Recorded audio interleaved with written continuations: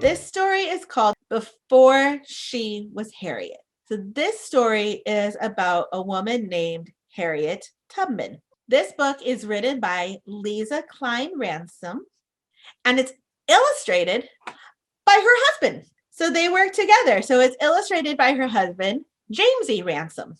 Before She Was Harriet. Here she sits, an old woman, tired and worn, her legs stiff, her back achy. But before wrinkles formed and her eyes failed, before she reached her twilight years, she could walk for miles and see clearly under a sky lit only with stars. Before she was an old woman, she was a suffragist, a voice for women who had none, in marriages, in courts, in voting booths. Before her voice became soft and raspy, it was loud and angry, rising above injustice. So people who fought to give women the right to vote are called suffragettes. And Harriet Tubman was one of them. Before she was a suffragist, she was General Tubman.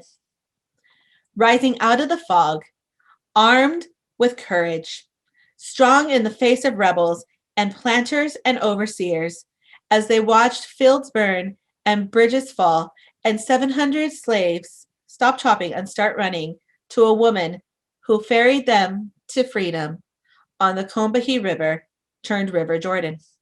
Before she was General Tubman, she was a Union spy, carrying secrets across battlefields to soldiers fighting in the Civil War for President Lincoln to end slavery. Before she was a Union spy, she was a nurse, caring for those hit with bullets and hatred and fear, tending to them with bandages and words in the bloody dirt of the Southern soil.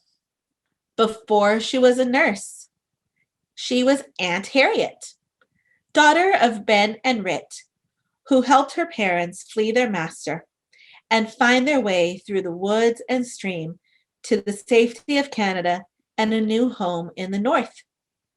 Before she was Aunt Harriet, she was Moses, a conductor on the Underground Railroad with no trains and no tracks, just passengers traveling to freedom.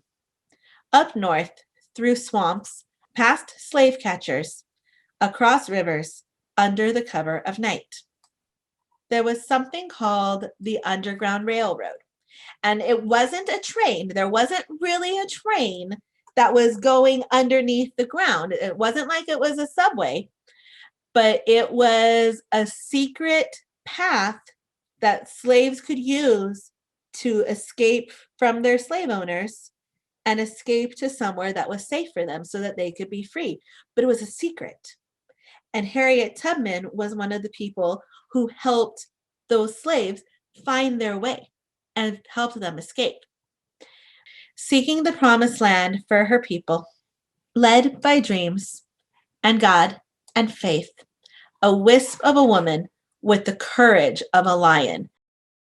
Before she was Moses, she was Minty of Maryland, of one slave owner, and then others who worked her, punished her with lashes, broke her back, but not her spirit. Before she was Minty, she was Araminta, a young girl taught by her father to read the woods and the stars at night, readying for the day. She'd leave behind slavery along with her name and pick a new one, Harriet, and remember her days as a suffragist, as a general, as a spy, as a nurse, as Aunt Harriet, as Moses, as a conductor, as Minty, as Araminta, who dreamed of living long enough to one day be old, stiff, and achy, tired and worn and wrinkled, and free.